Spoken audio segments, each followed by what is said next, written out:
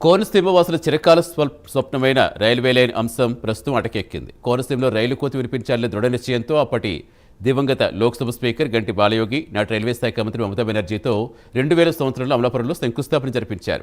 అది జరిగి 25 ఏళ్లు గడుస్తోంది. ఇప్పటికీ అక్కడ రైలు పట్టాలెక్కలేదు. బాలయోగి ఆకస్మిక మరణం తర్వాత రైల్వే అంశం ప్రజాప్రతినిధులకు ఎన్నికల అస్త్రంగా మారిందే కానీ ఎలాంటి ఫలితాలు ఇవ్వట్లేదు. బడ్జెట్లు విడుదలవుతున్నాయి కానీ ఇప్పటికీ కోనసీమ రైల్వే లైన్కు సరైన కేటాయింపులు మాత్రం జరగటం లేదు. మరి కోనసీమలో అంపసయ్యపైకి చేరుకున్న ఈ రైల్వే లైన్ గురించి మా కరెస్పాండెంట్ సూర్య మరింత సమాచారం అందిస్తారు. కోనసీమ ప్రజల చిరకాల స్వప్నం కోటిపల్లి నరసాపురం రైల్వే ప్రాజెక్ట్ ఏదైతే ఉందో ప్రస్తుతం అది పూర్తిగా అంపశయ్య మీదకి వెళ్ళినట్టు కనిపిస్తుంది. ఈ ప్రజల్లో కూడా పూర్తిగా డేలా పడుకున్న పరిస్థితి అయితే ఇక్కడ ఏర్పడింది. కేవలం 57 కిలోమీటర్లు ఉన్న ఈ రైల్వే ప్రాజెక్టుని ముందుకు సాగకపోవడం వెనక ఏంటని చెప్పేసి ప్రజల్లో కొంత అనుమానం అయితే వ్యక్తమవుతుంది. అసలు ఏంటి ఈ ప్రాజెక్టు ముందుకు వెళ్ళకపోవడం కారణం ఏంటి? మరి దీని గురించి కోనసీమ రైల్వే సాధన సమితి ఏర్పాటు చేసినటువంటి డాక్టర్ ఈఆర్ సుబ్రహ్మణ్యం గారు మనతో ఉన్నారు. ఒకసారి దీని గురించి పూర్తి వివరాలు ఎందుకు అడిగి తెలుసుకుందాం. సార్ చెప్పండి సార్, ఏంటి ఈ ప్రాజెక్టు ఎందుకని ముందుకు వెళ్ళడం లేదు? రాష్ట్ర బడ్జెట్ ఎంత కేటాయించారు నిధులు? అసలు దేనికోసం ఇది నత్తనడక సాగుతుంది? ఇప్పుడు 57 కిలోమీటర్ల ఈ కోటిపల్లి నరసాపురం రైల్వే లైన్ దీనికి శంకుస్థాపన జరిగి గత నవంబర్ 16 నాటికే 25 ఏళ్ళు పూర్తయిపోయి, అంటే క్వార్టర్ సెంచరీ పూర్తయిపోయి అప్పుడే 26వ సంవత్సరం అవుతా ఉంది. ఇందుకు ఇప్పటిదాకానే కేంద్ర ప్రభుత్వం 2016-17 బడ్జెట్ నుంచి ఈ కోటిపల్లి నరసాపురం రైల్వే లైన్కి దాదాపుగా 1200 కోట్లు కేటాయించడం అనేది జరిగింది. రాష్ట్ర ప్రభుత్వం మాత్రం ఈ మొట్టమొదట్లో ఇనీషియల్ పేమెంట్ 2.69 crore. ఆ తరువాత ఈ ప్రాజెక్టుకు సంబంధించి నిధులు కేటాయించినటువంటి దాఖలాలు ఏమీ లేవు.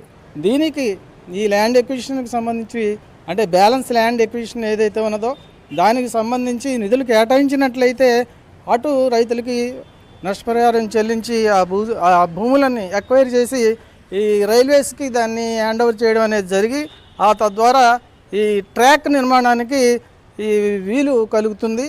నిజానికి యాక్చువల్గా ఈ కోటిపల్లి నరసాపురం రైల్వే లైన్లో ప్రధానమైనటువంటి, అంటే ఎక్కువగా టైం తీసుకునేటువంటి విషయం అయినా ఉందంటే అక్కడ కోటిపల్లి గౌతమి రివర్ దగ్గర 45 పిల్లర్సు రైల్వే బ్రిడ్జికి, అదేవిధంగా ఇక్కడ వైనితయ్య దీనికి సంబంధించి 21 పిల్లర్సు, అటు చించినాడు దగ్గర వశిష్ఠ నదిపై ఈ రైల్వే బ్రిడ్జికి సంబంధించినటువంటి 20 పిల్లర్సు, అంటే దాదాపు ఈ 86 ఈ పిల్లర్స్ నిర్మాణం పూర్తయిపోయింది.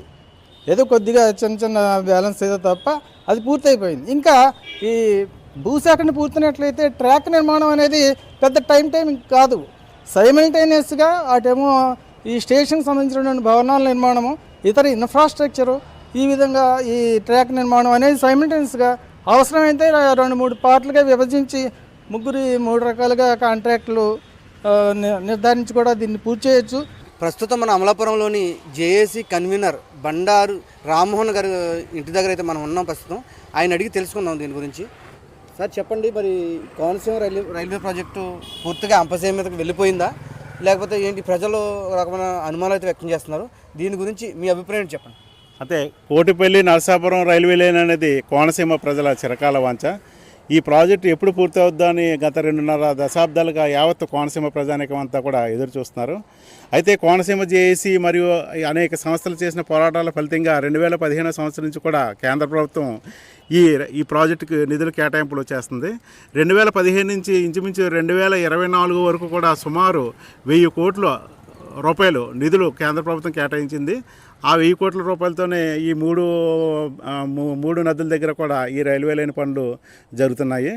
మరి మొన్న 2025-26 రైల్వే బడ్జెట్లో కానీ 2026-27 రైల్వే బడ్జెట్లో కానీ, అంటే రీసెంట్గా వచ్చిన రైల్వే బడ్జెట్లో కానీ ఈ రైల్వే లైన్కి నిధులు కేటాయింపులు ఎంత జరిగినాయి అనే విషయం మీద స్పష్టత లేదు. దానికి ప్రధాన కారణం ఏంటంటే ఇంతకుముందు ప్రతి రైల్వే బడ్జెట్లో కూడా ఈ రైల్వే లైన్కి ఎంత కేటాయింపులు జరుగుతున్నాయి అనేది పింక్ బుక్ ద్వారా తెలిసేది. ఇప్పుడు ఈ లాస్ట్ ఇయర్ కానీ ఈ సంవత్సరం కానీ పింక్ బుక్ ద్వారా వివరాలు వెల్లడి చేయలేదు. దాంతో కోనసీమ ప్రజల్లో అనేక అపోహలు నెలకొంటం అన్నది జరిగింది. మరి వాస్తవానికి ఈ రైల్వే ప్రాజెక్టు నత్తనడకన జరగడానికి కూడా మరో కారణం ఉంది. అదేంటంటే భూసేకరణ. రాష్ట్ర ప్రభుత్వం మరి అంటే కోటిపల్లి నుంచి నరసాపురం వరకు సుమారు 57 కిలోమీటర్ల మేర భూమి సేకరించవలసి ఉంది. ఆ భూమిని సేకరించి కేంద్ర ప్రభుత్వానికి అంటే రైల్వే శాఖ అప్పచెప్తే మరి ఆ భూసేకరణ పనులు త్వరగా జరిగి ఈ రైల్వే లైను అతి త్వరలోనే పూర్తయ్యే అవకాశం ఉంది. ఇంతవరకు ఇది ప్రాజెక్టు ముందుకెళ్తుందనేది వేచి చూద్దాం. కెమెరామెన్ చందుతో సూర్య, ప్రైమ్ 9 న్యూస్.